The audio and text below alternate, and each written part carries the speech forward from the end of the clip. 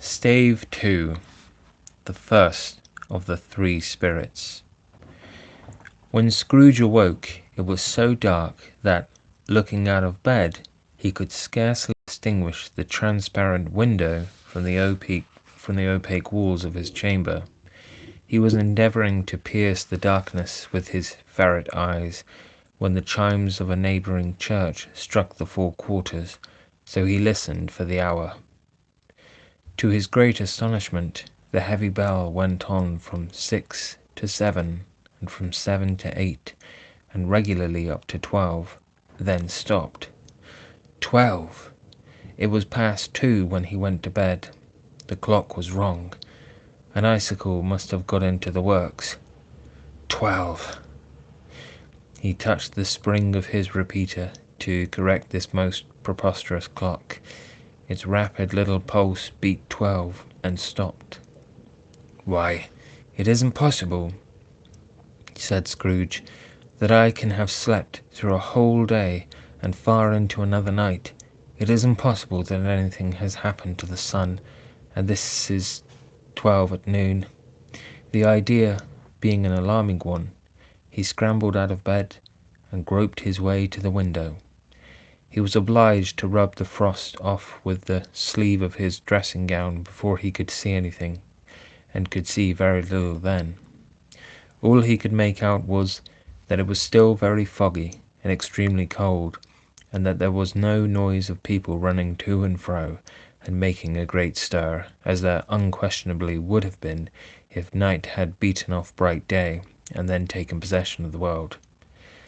This was a great relief, because 3 days after sight of this first of exchange paid to Mr. Ebenezer Scrooge, or his order, and so forth, would have become a mere United States security if there were no days to count by. Scrooge went to bed again, and thought and thought and thought it over and over and over, and could make nothing of it. The more he thought, the more perplexed he was, and the more he endeavoured not to think, the more he thought. Marley's ghost bothered him exceedingly.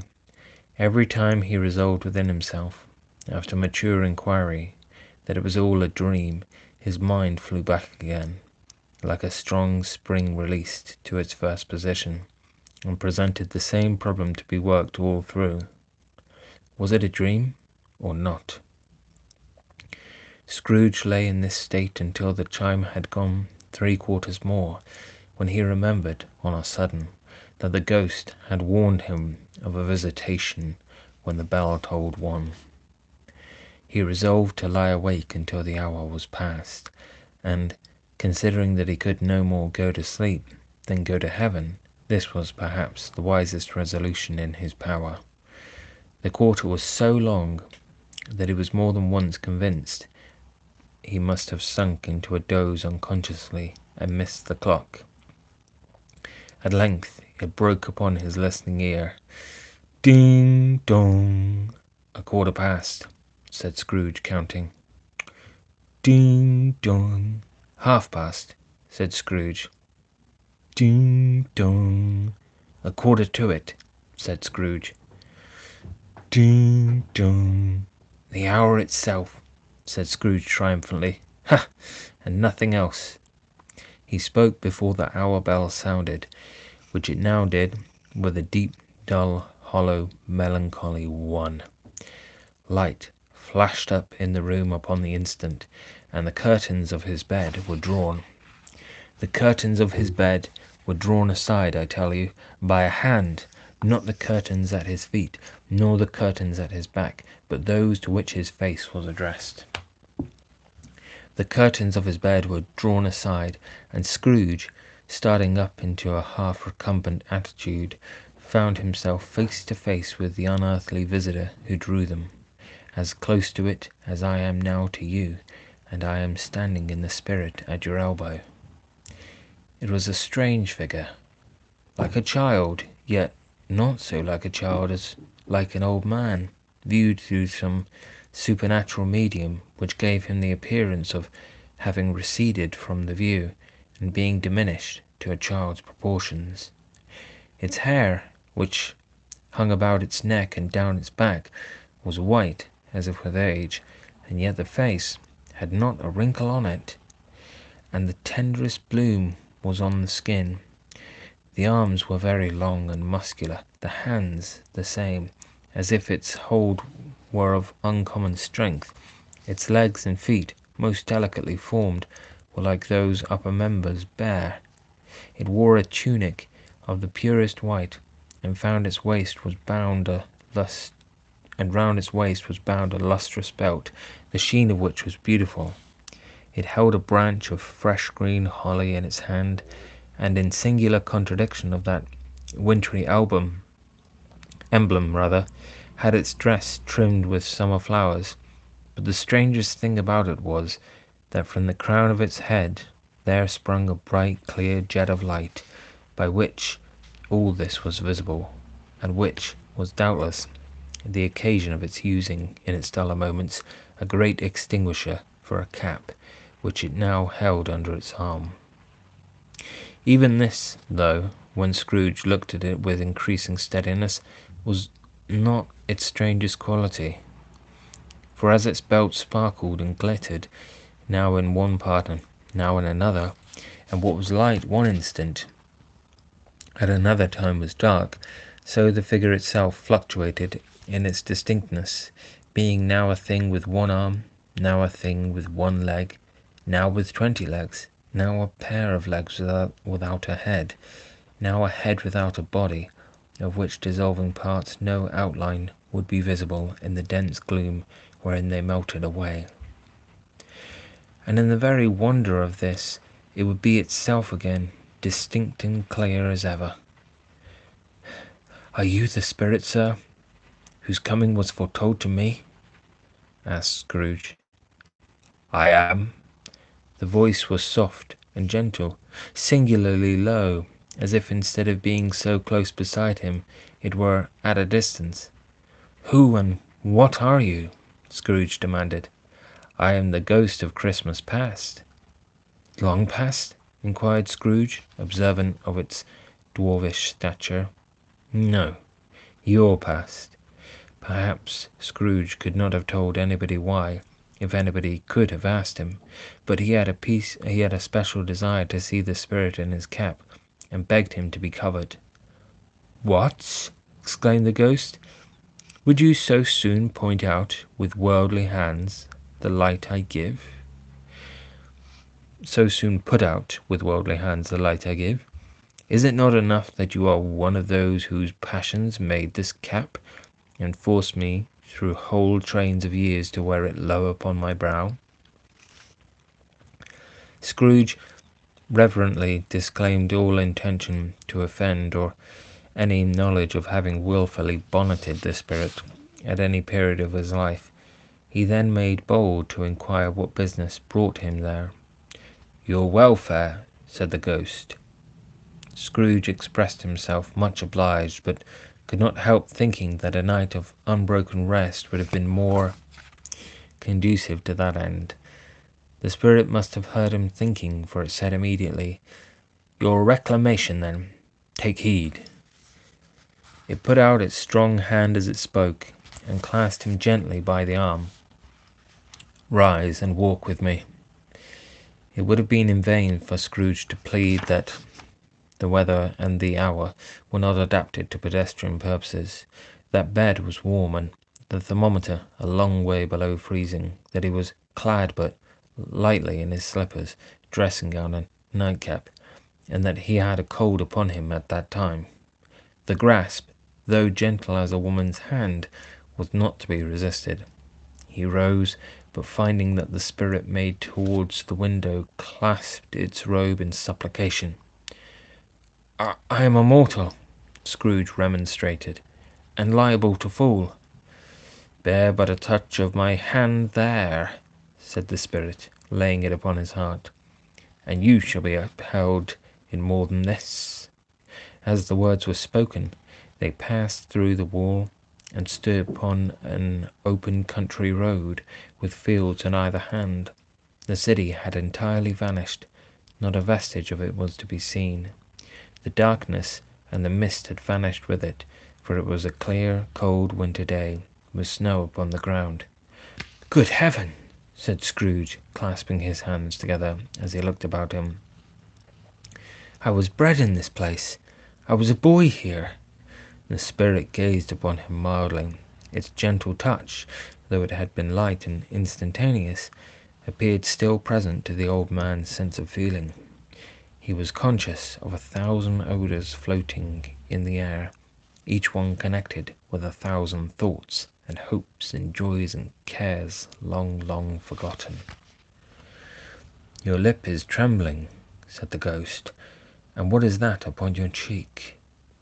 Scrooge muttered, with an unusual catching in his voice, that it was a pimple, and begged the ghost to lead him where he would. "You recollect the way?" inquired the spirit. "Remember it!" cried Scrooge with fervour. "I could walk it blindfold." "Strange to have forgotten it for so many years," observed the ghost. "Let us go on." They walked along the road, Scrooge recognizing every gate and post and tree, until a little market town appeared in the distance, with its bridge, its church, and winding river. Some shaggy ponies now were seen trotting towards them with boys upon their backs, who called to other boys in country gigs and carts, driven by farmers. All these boys were in great spirits, and shouted to each other, until the broad fields were so full of merry music that the crisp air laughed to hear it. These are but shadows of the things that have been," said the ghost. "They have no consciousness of us." The jocund travellers came on, and as they came, Scrooge knew and named them every one. Why was he rejoiced beyond all bounds to see them? Why did his cold eye glisten, and his heart leap up as they went past? Why was he filled with gladness when he heard them give each other Merry Christmas as they parted at crossroads and byways for their several homes? What was Merry Christmas to Scrooge? Out upon Merry Christmas? What good had it ever done him? "The school is not quite deserted," said the ghost. "A solitary child, neglected by his friends, is left there still." Scrooge said he knew it, and he sobbed. They left the high road by a well-remembered lane, and soon approached a mansion of dull red brick, with a little weathercock-surmounted cupola on the roof, and a bell hanging in it. It was a large house, but one of broken fortunes, for the spacious offices were little used. Their walls were damp and mossy, their windows broken, and their gates decayed.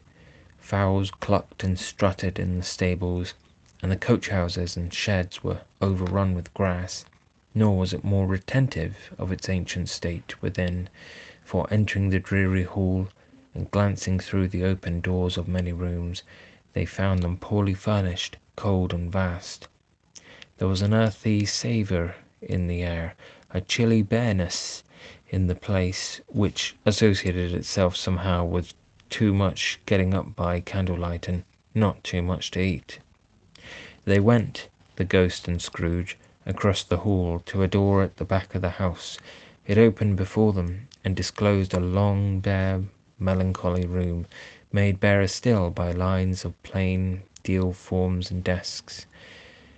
At one of these a lonely boy was reading near a feeble fire, and Scrooge sat down upon a form, and wept to see his poor forgotten self as he had used to be.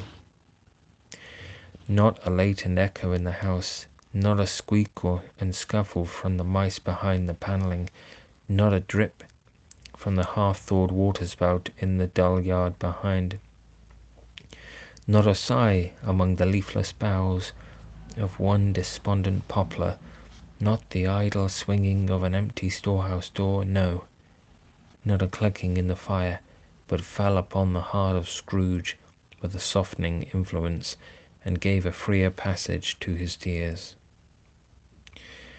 The spirit touched him on the arm, and pointed to his younger self, intent upon his reading. Suddenly a man, in foreign garments, wonderfully real and distinct to look at, stood outside the window, with an axe stuck in his belt, and leading by the bridle an ass laden with wood. "Why, it's Ali Baba!" Scrooge exclaimed in ecstasy. "It's dear old honest Ali Baba! Yes, yes, I know. One Christmas time, when yonder solitary child was left here all alone, he did come for the first time, just like that. Poor boy! And Valentine," said Scrooge, "and his wild brother Orson. There they go. And what's his name, who was put down in his drawers asleep at the gate of Damascus? Don't you see him? And the Sultan's groom turned upside down by the genii. There he is upon his head. Serve him right. I'm glad of it. What business had he to be married to the princess?" To hear Scrooge expending all the earnestness of his nature on such subjects in a most extraordinary voice between laughing and crying, and to see his heightened and excited face, would have been a surprise to his business friends in the city indeed. "There's the parrot!" cried Scrooge. "Green body and yellow tail, with a thing like a lettuce growing out of the top of his head. There he is. Poor Robinson Crusoe!" he called him, when he came home again after sailing round the island. "Poor Robinson Crusoe! Where have you been, Robinson Crusoe?" The man thought he was dreaming, but he wasn't. It was the parrot, you know. There goes Friday, running for his life to the little creek. Halloa! Hoop! Hallo! Then, with a rapidity of transition very foreign to his usual character, he said, in pity for his former self, "Poor boy!" and cried again. "I wish," Scrooge muttered, putting his hand in his pocket and looking about him after drying his eyes with his cuff, "but it's too late now." "What is the matter?" asked the spirit. "Nothing," said Scrooge. "Nothing. There was a boy singing a Christmas carol at my door last night. I should like to have given him something, that's all." The ghost smiled thoughtfully, and waved its hand, saying as it did so, "Let us see another Christmas." Scrooge's former self grew larger at the words, and the room became a little darker and more dirty. The panels shrunk, the windows cracked, fragments of plaster fell out of the ceiling, and the naked leaves were shown instead. But how all this was brought about, Scrooge knew no more than you do. He only knew that it was quite correct, that everything had happened so, that there he was, alone again, when all the other boys had gone for the jolly holidays. He was not reading now, but walking up and down despairingly. Scrooge looked at the ghost, and with a mournful shaking of his head, glanced anxiously towards the door. It opened, and a little girl, much younger than the boy, came darting in, and putting her arms about his neck, and often kissing him, addressed him as her dear, dear brother. "I have come to bring you home, dear brother," said the child, clapping her tiny hands and bending down to laugh. "To bring you home, home, home." "Home, little Fan?" returned the boy. "Yes," said the child, brimful of glee. "Home, for good and all, home, for ever and ever. Father is so much kinder than he used to be. Then home's like heaven. He spoke so gently to me one dear night when I was going to bed, that I was not afraid to ask him once more if you might come home. And he said, 'Yes, you should,' and sent me in a coach to bring you, and you're to be a man," said the child, opening her eyes, "and are never to come back here, but first we're to be together all the Christmas long, and have the merriest time in all the world." "You are quite a woman, little Fan," exclaimed the boy. She clapped her hands and laughed, and tried to touch his head, but, being too little, laughed again, and stood on tiptoe to embrace him.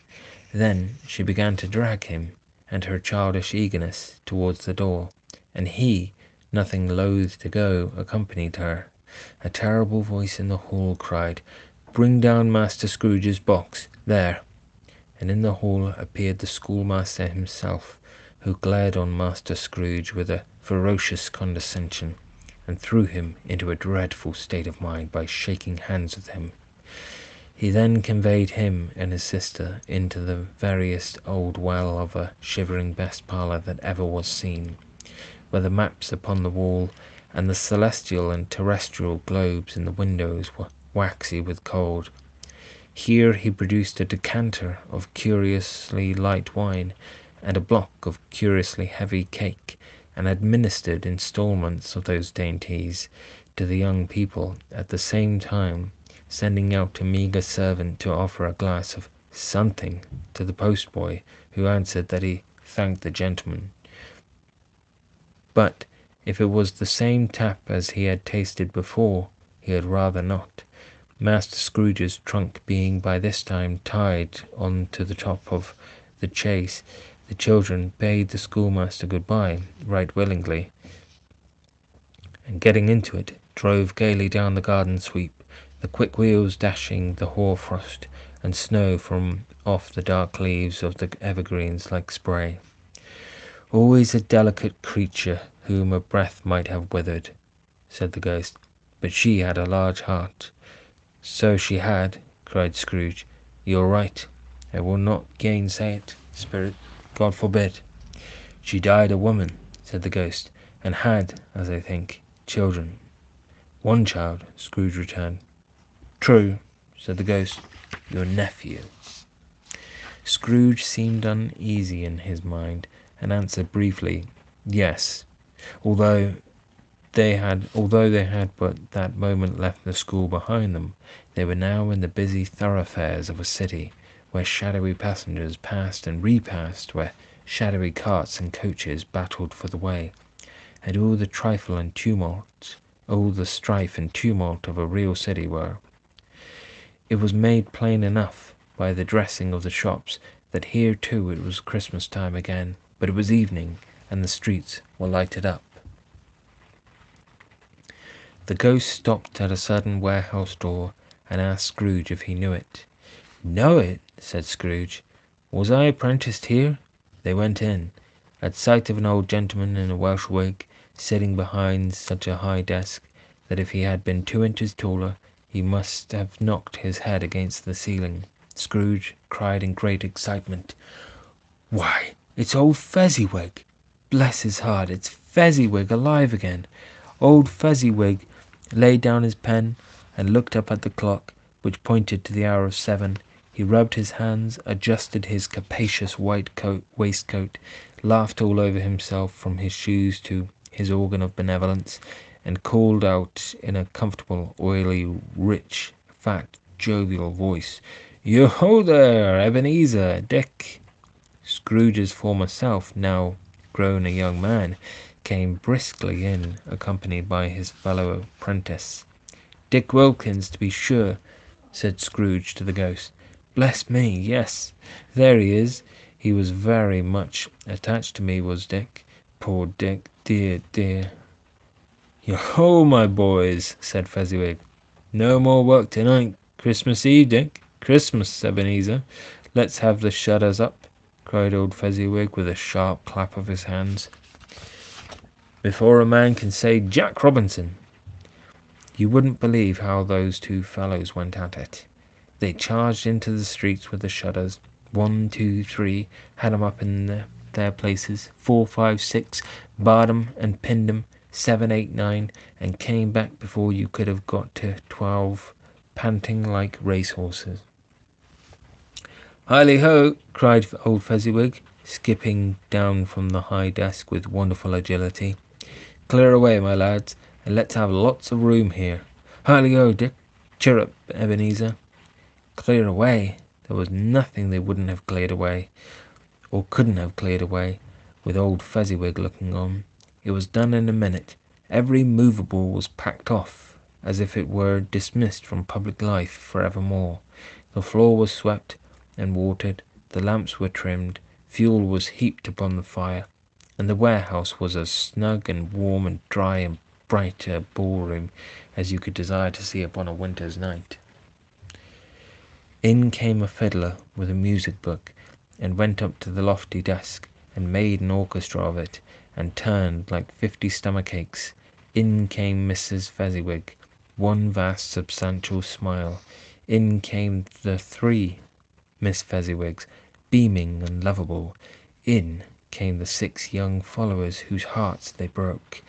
In came all the young men and women employed in the business. In came the housemaid with her cousin, the baker. In came the cook with her brother's particular friend, the milkman. In came the boy from over the way, who was suspected of not having board enough from his master, trying to hide himself behind the girl from next door but one, who was proved to have had her ears pulled by her mistress. In they all came, one after another, some shyly, some boldly, some gracefully, some awkwardly, some pushing, some pulling. In they all came, anyhow and everyhow. Away they all went, 20 couple at once, hands half round and back again the other way, down the middle and up again, round and round in various stages of affectionate grouping. Old top couple always turning up in the wrong place. New top couple starting off again as soon as they got there.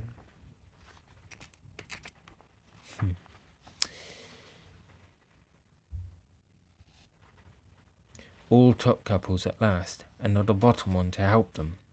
When this result was brought about, old Fezziwig, clapping his hands to stop the dance, cried out, "Well done!" and the fiddler plunged his hot face into a pot of porter, especially provided for that purpose. But scorning rest upon his reappearance, he instantly began again, though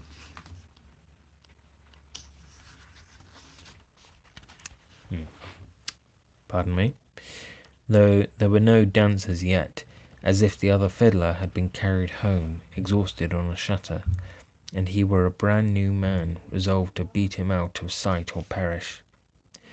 There were more dancers, and there were more forfeits, and more dances, and there was cake, and there was negus, and there was a great piece of cold roast, and there was a great piece of cold boiled, and there were mince pies and plenty of beer. But the great effect of the evening came after the roast and boiled, when the fiddler, an artful dog, mind, the sort of man who knew his business better than you or I could have told him, struck up Sir Roger de Coverley.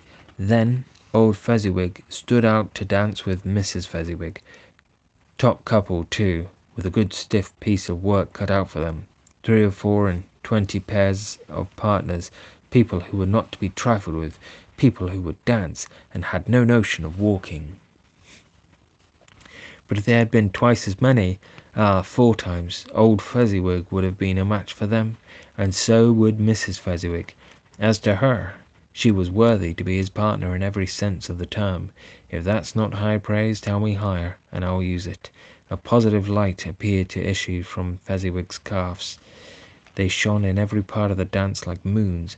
You couldn't have predicted at any time what would become of them next, and when old Fezziwig and Mrs. Fezziwig had gone all through the dance, advance and retire, both hands to your partner, bow and curtsy, corkscrew, thread the needle, and back again to your place, Fezziwig cut so deftly that he appeared to wink with his legs and came upon his feet again without a stagger. When the clock struck 11, this domestic ball broke up. Mr. and Mrs. Fezziwig took their stations, one on either side the door, and shaking hands with every person individually as he or she went out, wished him or her a Merry Christmas. When everybody had retired but the 2 prentices, they did the same to them, and thus the cheerful voices died away, and the lads were left to their beds, which were under a counter in the back shop. During the whole of this time, Scrooge had acted like a man out of his wits. His heart and soul were in the scene, and with his former self. He corroborated everything, remembered everything, enjoyed everything, and underwent the strangest agitation.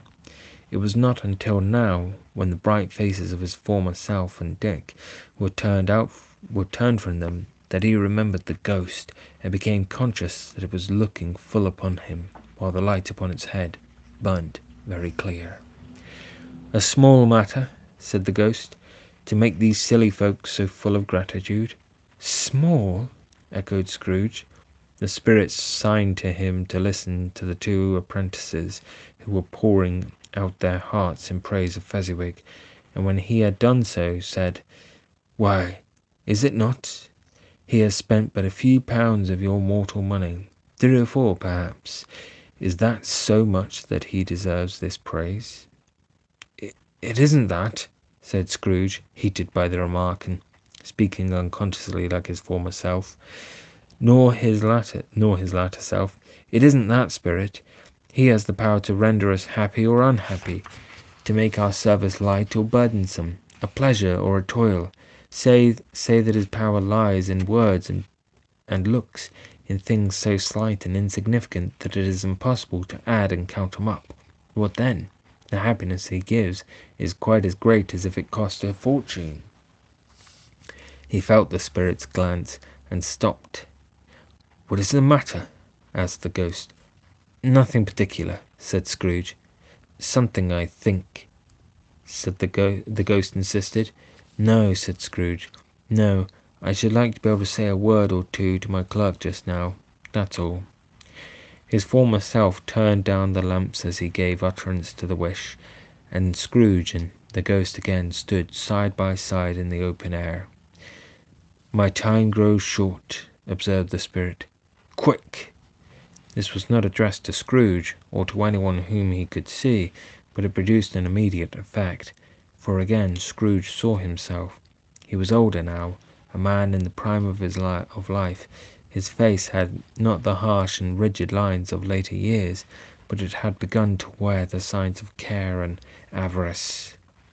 There was an eager, greedy, restless motion in the eye, which showed the passion that had taken root, and where the shadow of the growing tree would fall.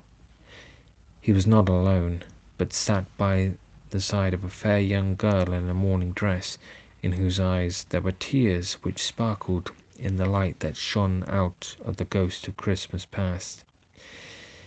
"It matters little," she said softly. "To you very little. Another idol has displaced me, and if it can cheer and comfort you in time to come, as I would have tried to do, I have no just cause to grieve." "What idol has displaced you?" he rejoined. "A golden one. This is the even-handed dealing of the world," he said. "There is nothing on which it is so hard as poverty, and there is nothing it professes to condemn with such severity as the pursuit of wealth." "You fear the world too much," she answered gently. "All your other hopes have merged into the hope of being beyond the chance of its sordid reproach. I have seen your nobler aspirations fall off one by one until the master passion, gain, engrosses you. Have I not?" "What then?" he retorted. "Even if I have grown so much wiser, what then?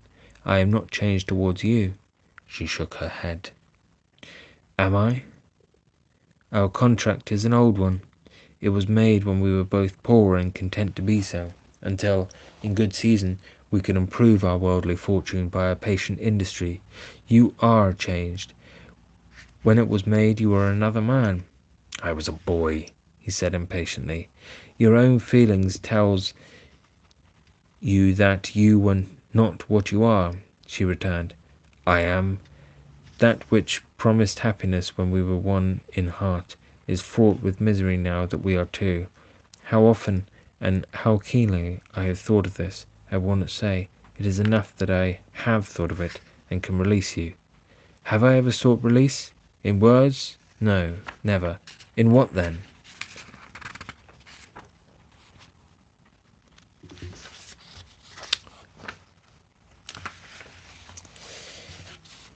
"In a changed nature, in an altered spirit, in another atmosphere of life, another hope as its great end, in everything that made my love of any worth or value in your sight. If this had never been between us," said the girl, looking mildly but with steadiness upon him, "tell me, how would you seek me out and try to win me now?" "Ah, no." He seemed to yield to the justice of this supposition, in spite of himself, but he said, with a struggle, "You think not?" "I would gladly think otherwise if I could," she answered. "Heaven knows, when I have learned a truth like this, I know how strong and irresistible it must be. But if you were free today, tomorrow, yesterday, can even I believe that you would choose a dowerless girl? You, who, in your very confidence with her, weigh everything by gain, or choosing her, if for a moment you were false enough to your one guiding principle to do so, do I not know that your repentance and regret would surely follow? I do, and I release you, with a full heart, for the love of him you once were.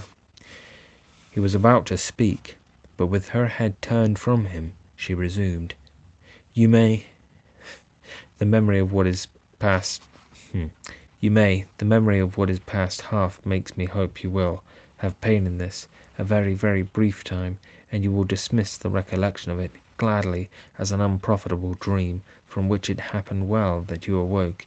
May you be happy in the life you have chosen. She left him, and they parted. Spirit, said Scrooge, show me no more. Conduct me home. Why do you delight to torture me? One shadow more, exclaimed the ghost. No more, cried Scrooge. No more, I don't wish to see it. Show me no more. But the relentless ghost pinioned him in both his arms, and forced him to observe what happened next. They were in another scene and place, a room, not very large or handsome, but full of comfort. Near to the winter fire sat a beautiful young girl, so like that last that Scrooge believed it was the same until he saw her, now a comely matron, sitting opposite her daughter. The noise in this room was perfectly tumultuous, for there were more children there than Scrooge in his agitated state of mind could count, and unlike the celebrated herd in the poem, there were not 40 children conducting themselves like one, but every child was conducting itself like 40. The consequences were uproarious beyond belief, but no one seemed to care. On the contrary, the mother and daughter laughed heartily, and enjoyed it very much, and the latter, soon beginning to mingle in the sports, got pillaged by the young brigands most ruthlessly. What would I not have given to be one of them, though I never could have been so rude. No, no, I wouldn't for the wealth of all the world have crushed that braided hair, and worn it down, and for the precious little shoe, I wouldn't have plucked it off. God bless my soul, to save my life. As to measuring her waist in sport, as they did, bold young brood, I couldn't have done it. I should have expected my arm to have grown round it for a punishment, and never come straight again. And yet I should have dearly liked, I own, to have touched her lips, to have questioned her, that she might have opened them, to have looked upon the lashes of her downcast eyes, and never raised a blush, to have let loose waves of hair, an inch of which would be a keepsake beyond price. In short, I should have liked, I do confess, to have had the lightest license of a child, and yet to have been man enough to know its value. But now a knocking at the door was heard, and such a rush immediately ensued that she, with laughing face and plundered dress, was borne towards its centre of a flushed and boisterous group, just in time to greet the father, who came home attended by a man laden with Christmas toys and presents. Then the shouting and the struggling, and the onslaught that was made on the defenceless porter, the scaling him with chairs for ladders, to dive into his pockets, despoil him of brown paper parcels, hold on tight by his cravat, hug him round his neck, pommel his back, and kick his legs in irrepressible affection, the shouts of wonder and delight with which the development of every package was received, the terrible announcement that the baby had been taken in an act of putting a doll's frying pan into his mouth, and was more than suspected of having swallowed a fictitious turkey glued on a wooden platter. The immense relief of finding this a false alarm, the joy and gratitude and ecstasy, they were all indescribable alike. It is enough that by degrees the children and their emotions got out of the parlour, and by one stair at a time, up to the top of the house, where they went to bed, and so subsided. And now Scrooge looked on more attentively than ever, when the master of the house, having his daughter leaning fondly on him, sat down with her and her mother at his own fireside, and when he thought that such another creature, quite as graceful and as full of promise, might have called him father, and been a springtime in the haggard winter of his life, his sight grew very dim indeed. "Belle," said the husband, turning to his wife with a smile, "I saw an old friend of yours this afternoon." "Who was it?" "Guess." "How can I?" "I don't know." "Don't I know?" she added in the same breath, laughing as he laughed. "Mr. Scrooge! Mr. Scrooge it was. I passed his office window, and as it was not shut up, and he had a candle inside, I could scarcely help seeing him. His partner lies upon the point of death, I hear, and there he sat alone, quite alone in the world, I do believe." "Spirit," said Scrooge in a broken voice, "remove me from this place." "I told you these were shadows of the things that have been," said the ghost, "that they are what they are. Do not blame me." "Remove me!" Scrooge exclaimed. "I cannot bear it." He turned upon the ghost, and seeing that it looked upon him with a face in which, in some strange way, there were fragments of all the faces it had shown him, wrestled with it. "Leave me! Take me back! Haunt me no longer!" In the struggle, if that can be called a struggle in which the ghost was no visible resistance on its own part was undisturbed by any effort of its adversary, Scrooge observed that its light was burning high and bright, and dimly connecting that with its influence over him, he seized the extinguisher cap, and by a sudden action pressed it down upon its head. The spirit dropped beneath it, so that the extinguisher covered its whole form, but though Scrooge pressed it down with all his force, he could not hide the light which streamed from under it in an unbroken flood upon the ground. He was conscious of being exhausted and overcome by an irresistible drowsiness, and further, of being in his own bedroom. He gave the cap a parting squeeze, in which his hand relaxed, and had barely time to reel to bed before he sank into a heavy sleep.